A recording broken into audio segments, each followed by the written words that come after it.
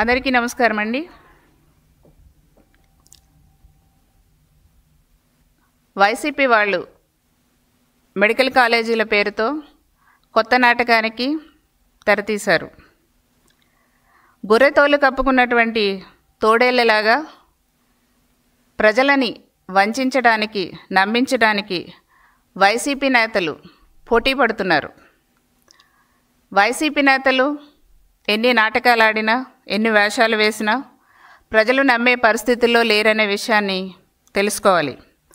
మొండి గోడలు కూడా పూర్తి కాని 17 మెడికల్ కాలేజీల గురించి గొప్పలు చెప్పుకుంటున్నటువంటి ఈ వైసీపీ నేత జగన్మోహన్ రెడ్డి గారు వాళ్ళ వైసీపీ నాయకులను చూసి ప్రజలు నవ్వుకుంటున్నారు. మా పార్టీ నాయకులు, మంత్రులు సాక్ష్యాధారాలతో సహా ఎవిడెన్స్తో, పక్కా ఎవిడెన్స్తో కళ్ళకు కట్టినట్లు గత వైసీపీ టైంలో చేసినటువంటి నిర్లక్ష్యాన్ని ప్రజలకు చూపించేసరికి ఈ వైసీపీ నాయకులకు మైండ్ బ్లాక్ అయిపోయి, మైండ్ దిమ్మ తిరిగి ఒక్కసారే భయం వచ్చి ఈ మెడికల్ కాలేజీ గురించి తప్పుడు ప్రచారం చేయటం మొదలుపెట్టారు. ఈ మెడికల్ కాలేజీలకు సంబంధించి వైసీపీలో చేసినటువంటి అన్యాయాన్ని మా మంత్రులు, నాయకులు వాస్తవాలన్నీ కూడా ప్రజలకు వివరించేసరికి వైసీపీ నాయకుల వెన్నులో వణుకు మొదలైంది.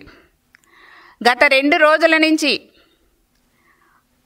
ఈ వైసీపీ నేతలు రోజా కానీ, ఈ రోజా, రజని, ఉషశ్రీచరణ్ కానీ, ఇంకా కరుణాకర్ రెడ్డి లాంటి వాళ్ళు, ఇట్లాంటి వాళ్ళు అందరూ కూడా కాలు కాలినటువంటి పిల్లిలాగా తెగ అరుస్తున్నారు. ఈ ప్రజలకి ద్వారా నేను జగన్మోహన్ రెడ్డి గారిని అడుగుతున్నా అండి, దీనికి సమాధానం చెప్పాలి. 2023-24 సంవత్సరానికి సంబంధించి ఎంబీబీఎస్ ప్రవేశాల్లో 5 కాలేజీలకు 150 అడ్మిషన్లకి అనుమతించినటువంటి నేషనల్ మెడికల్ కౌన్సిల్ మౌలిక సదుపాయాలు లేకపోవడంతో 2024-25కు అడ్మిషన్లు కుదించిన మాట వాస్తవమా కాదా? మెడికల్ కాలేజీల నిర్మాణం కోసం అప్పులు చేసి తీసుకొచ్చినటువంటి నిధుల సైతం జగన్మోహన్ రెడ్డి గారు వైసీపీ గవర్నమెంట్లో దారి మళ్లించటం, పక్కదారి పట్టించడం నిజమా కాదా? పులివెందుల్లో ఒక్క మెడికల్ కాలేజీకే మీరు గ్రాంట్లు పెట్టి మిగతా కాలేజీలని నిర్లక్ష్యం చేసిన మాట వాస్తవమా కాదా?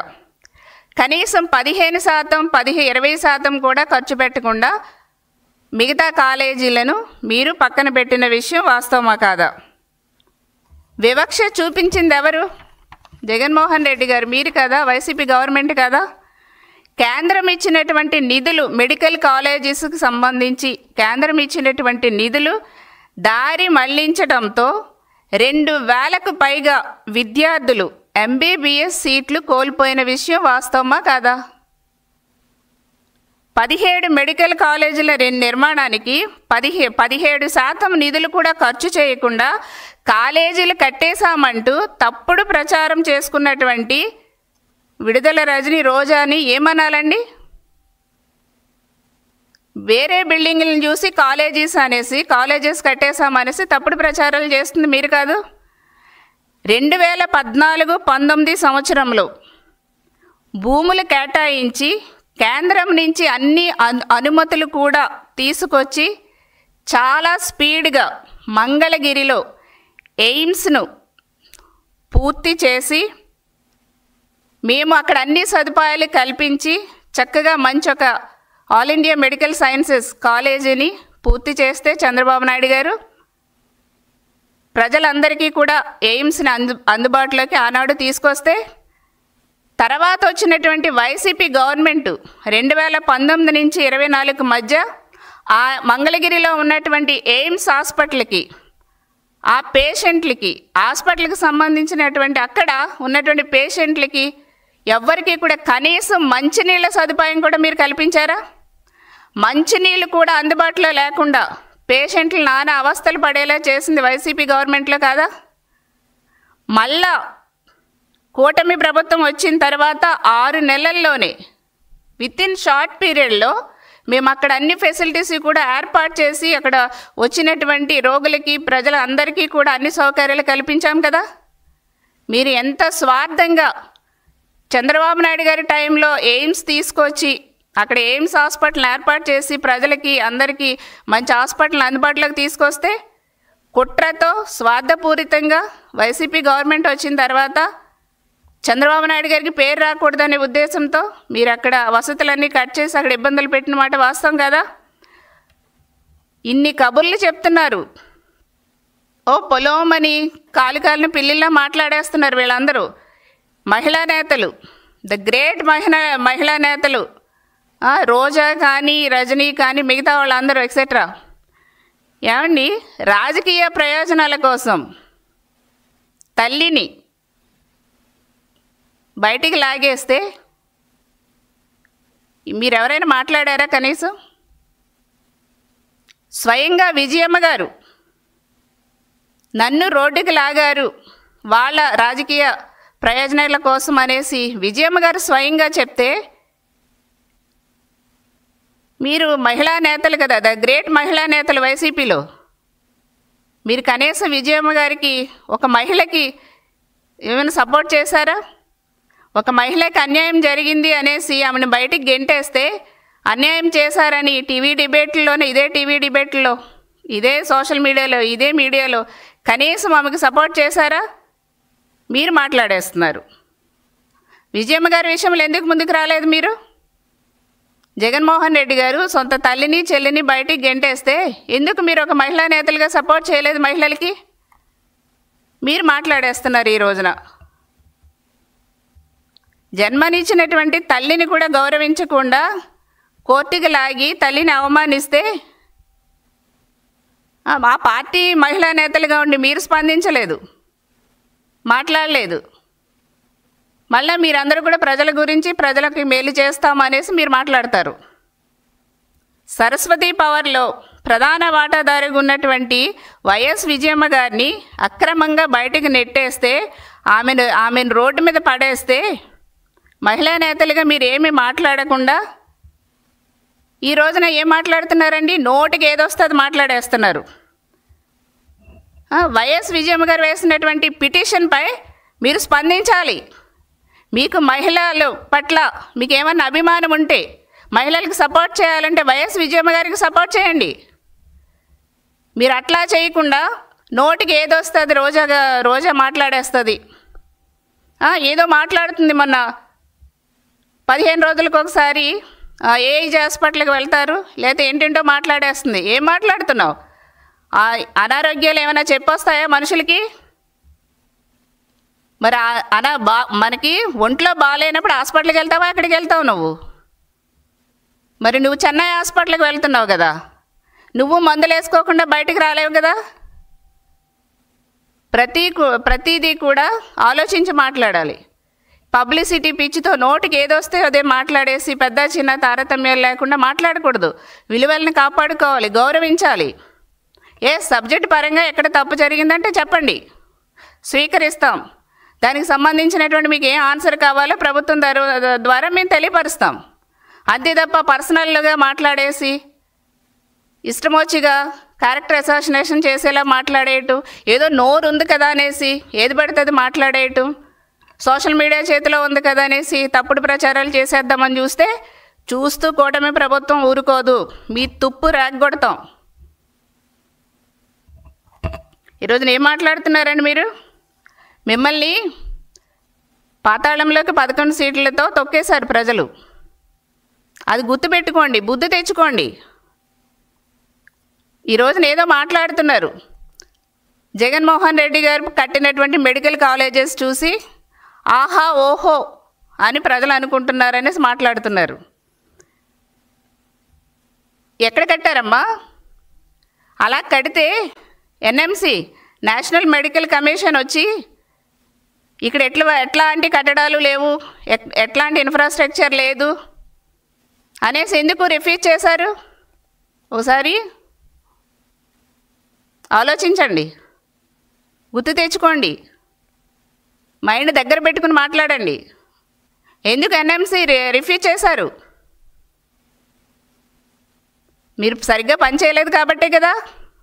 జూన్లో ఎన్ఎంసీ పర్యటనకు వచ్చినప్పుడు ఎందుకు చేశారు? ఎందుకు సీట్లు తగ్గించేశారు? ఎందుకు రిఫ్యూజ్ చేశారు? నోరుంది కదా అనేసి ఇష్టం వచ్చినట్టుగా మాట్లాడేస్తే ఇక్కడ ఎవరు కూడా కూటమి ప్రభుత్వంలో చూస్తూ ఊరుకోరు. అందరికీ నోరుంది, అందరూ మాట్లాడతారు. నువ్వు ఒకటంటే 10 అనేవాళ్ళం ఇక్కడ ఉన్నాం కూటమిలో. ఈ రోజున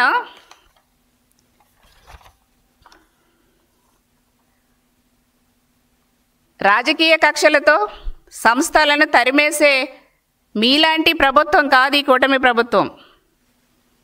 యువతకు బంగారు భవిష్యత్తు అందించేందుకు మెడికల్ కాలేజెస్ నిర్మాణాన్ని వేగవంతం చేస్తున్నాం.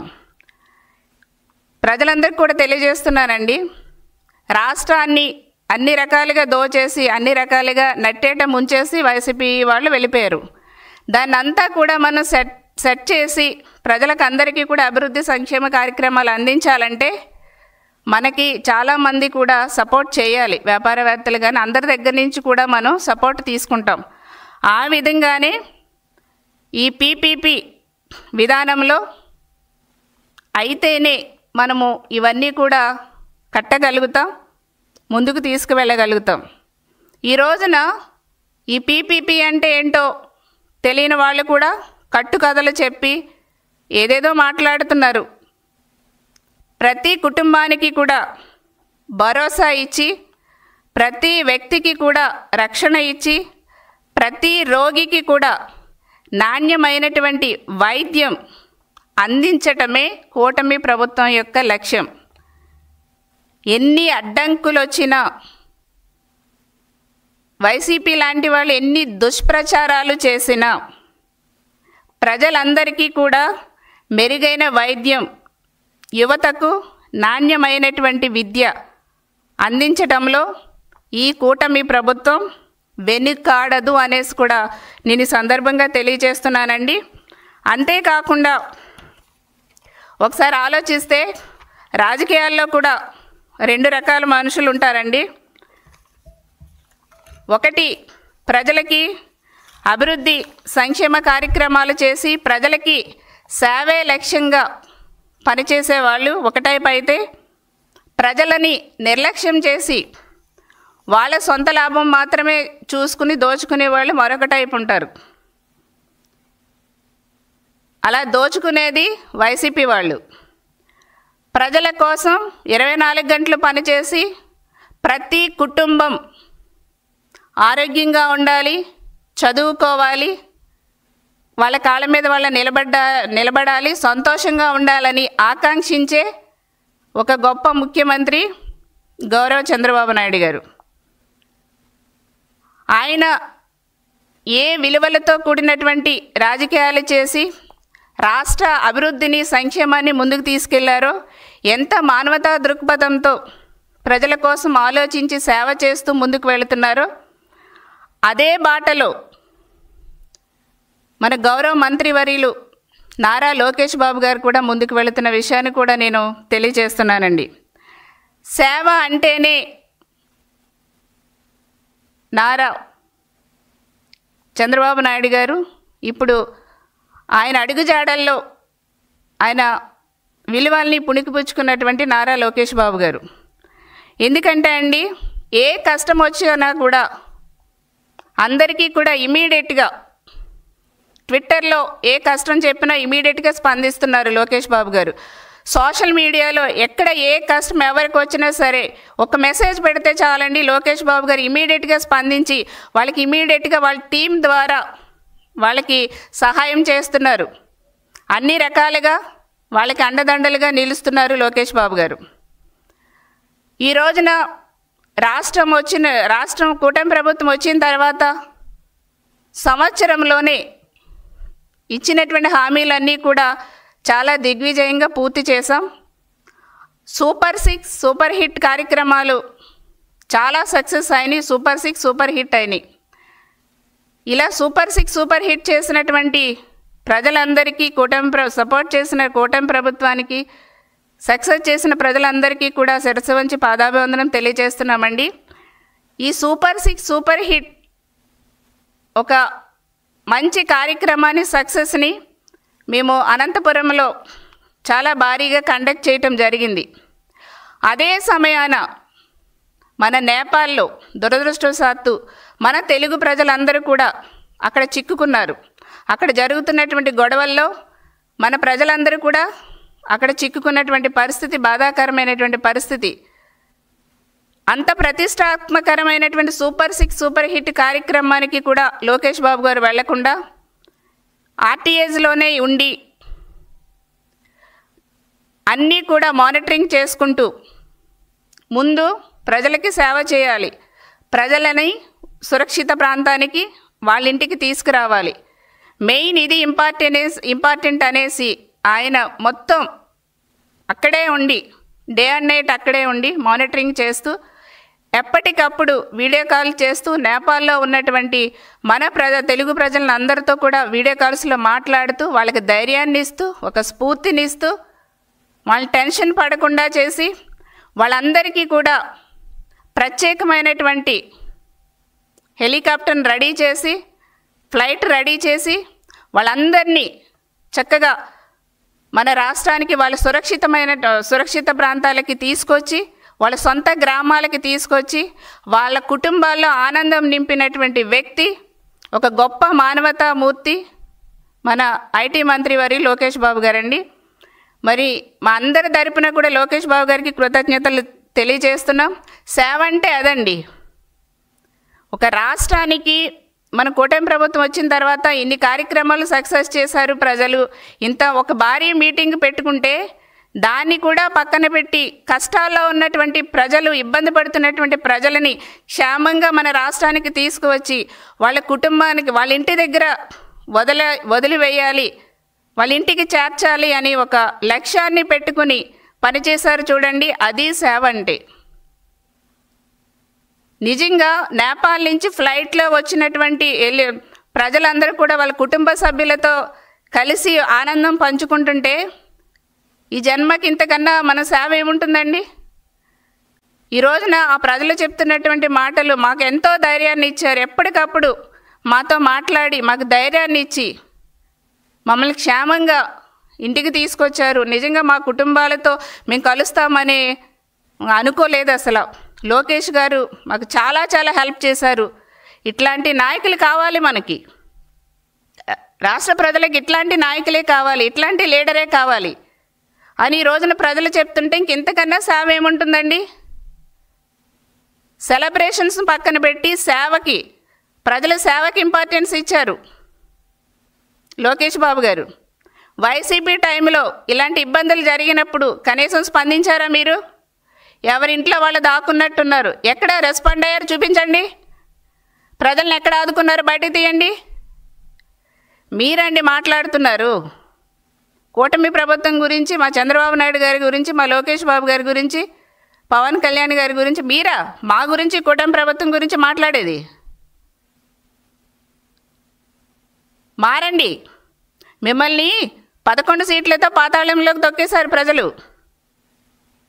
బుద్ధి తెచ్చుకోండి.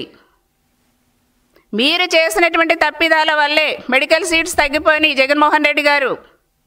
మీరు చేసినటువంటి నిర్లక్ష్యం వల్లే మన రాష్ట్ర ప్రజలు, అంటే మన బిడ్డలకి, మెడికల్ చదవబోయే బిడ్డలకి, చదువుతున్నటువంటి బిడ్డలకి నష్టం జరిగింది. ఇప్పుడు అవన్నీ కూడా మేము సెట్ చేస్తున్నారు కూటమి ప్రభుత్వం, చంద్రబాబు నాయుడు గారు. ఏమండి, మీరు చేసినటువంటి పాపాలు, తప్పులు మామూలుగా ఉన్నాయా జగన్మోహన్ రెడ్డి గారు? అవన్నీ సరిచేయాలంటే ఎంత టైం పడుతుందండి? ఈ రోజున మీకు స్టూడెంట్స్ విషయం ఏం పట్టదు, అంతా నిర్లక్ష్యమే. సోషల్ ఏదో ఛానల్ ఉంది కాబట్టి ఇష్టం వచ్చినట్టు తప్పుడు ప్రచారాలు చేసేస్తే, సోషల్ మీడియా చేతుల్లో ఉంది కదని ఇష్టాసారం రాయిపిచ్చేసి తప్పుడు ప్రచారాలు చేసేస్తే చూస్తూ ఊరుకుంటాం అనుకుంటున్నారా?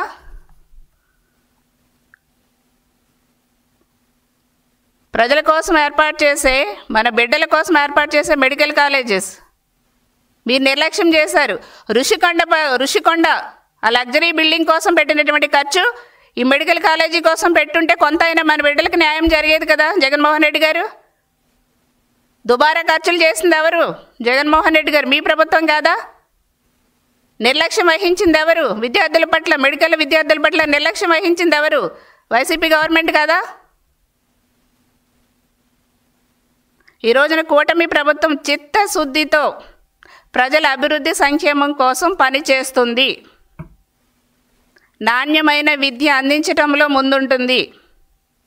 మెరుగైన వైద్యం అందించడానికి కూటమి ప్రభుత్వం ఎక్కడా కూడా వెనుకాడబోదు అనేసి నేను మరొకసారి ప్రజలకు స్పష్టంగా తెలియజేస్తున్నానండి. Thank you.